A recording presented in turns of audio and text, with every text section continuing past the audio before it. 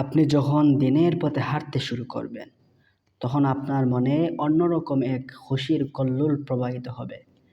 সেই খুশি হারাম থেকে বেঁচে থাকতে পারার খুশি, সেই খুশি আল্লাহর আনুগত্য করতে পারার খুশি, সেই খুশি রাসূল সাল্লাল্লাহু আলাইহি সাল্লামের সুন্নাহকে, তার শিক্ষাকে জীবনে বাস্তবায়িত করতে পারার খুশি।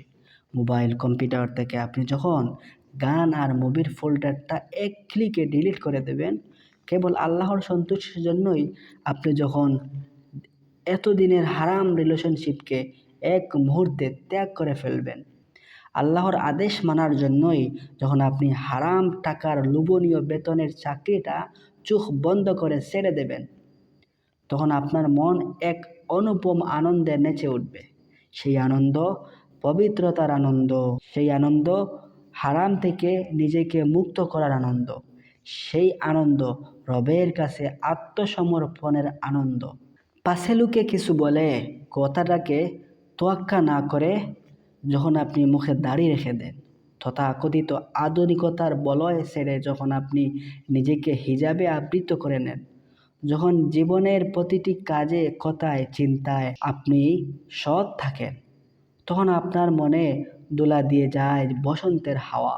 হাজারো প্রতিকূলতায় আপনি দিশাহারা হন না, শত ঝড় ঝঞ্ঝাটেও আপনি ভেঙে পড়েন না। আপনার হৃদয়ে বয়ে চলা বসন্ত বাতাসের স্নিগ্ধতার কাছে এই সমস্ত সংকট নিতান্তই তুচ্ছ। হৃদয় মননে যে বসন্ত এসে গেছে তা ধরে রাখুন। আল্লাহর কাছে আকুল ফরিয়াদ করে বলুন, ইয়া মুকাল্লিবাল কুলুব সাব্বিত কলবি আলা দীনিকা। নবীজি সাল্লাল্লাহু আলাইহি সাল্লাম এই দোয়াটি আমাদেরকে শিখিয়ে দিয়েছেন, যার অর্থ হচ্ছে, হে অন্তরসমূহের পরিবর্তনকারী, আপনি আমার অন্তরকে দিনের উপর দৃঢ় রাখুন। দিনে প্রবেশের অর্থই হলো একটা যুদ্ধে জড়িয়ে যাওয়া। সেই যুদ্ধটা জীবনের শেষ মুহূর্ত পর্যন্ত বলবৎ।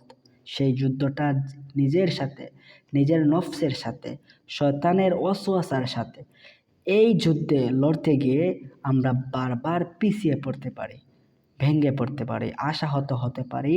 তাই এরকম অবস্থাতেও যেন আমাদের পদস্থলন না ঘটে, যাতে আমরা সিরাতুল মুস্তাকিমের পথ থেকে বিচ্যুত না হই।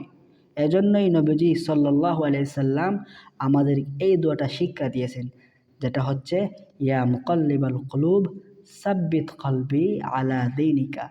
অর্থ হচ্ছে, হে অন্তরসমূহের পরিবর্তনকারী, আপনি আমার অন্তরকে দিনের উপর দৃঢ় রাখুন। সুবহানাল্লাহ।